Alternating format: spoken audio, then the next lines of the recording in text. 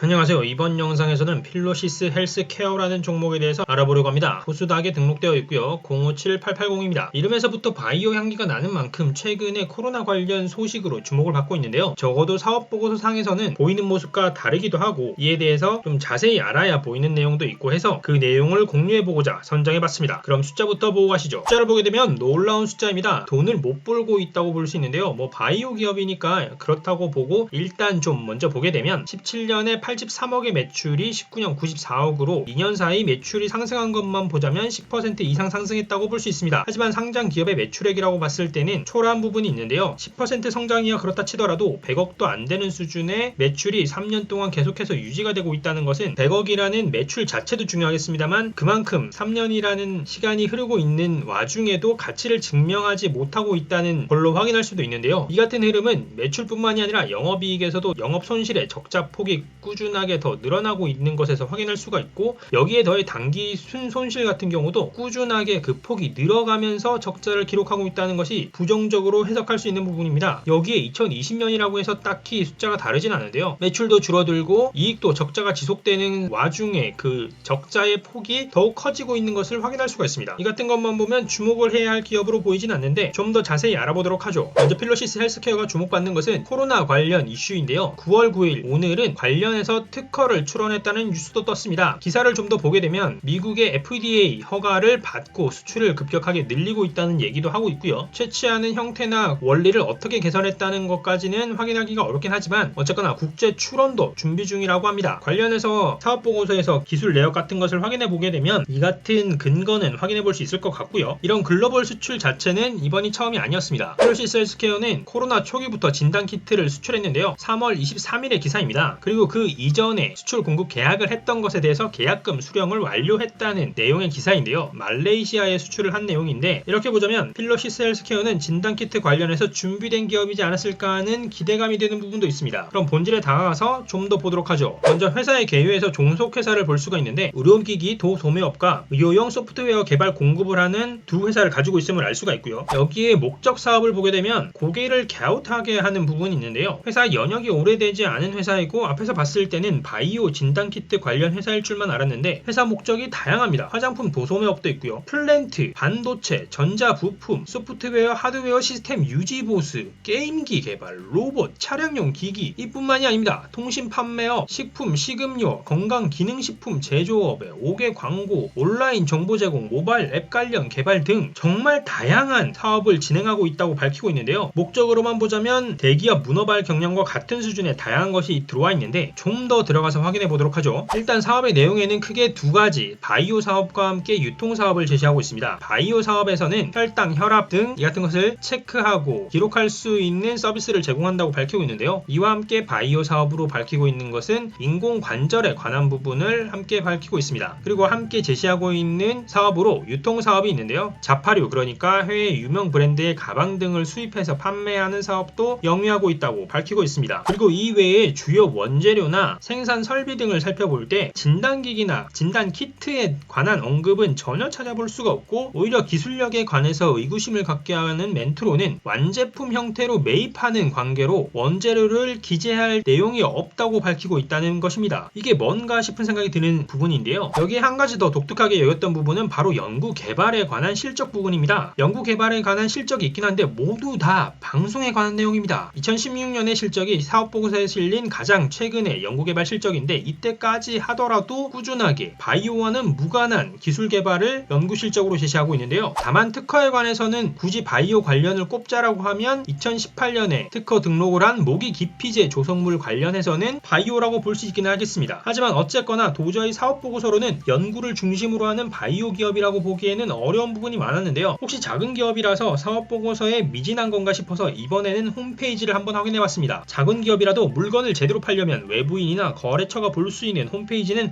목적에 맞게 해두었을 테니까요. 홈페이지에 처음에 들어가게 되면 이처럼 진단키트에 관한 홍보 영상이 있긴 합니다.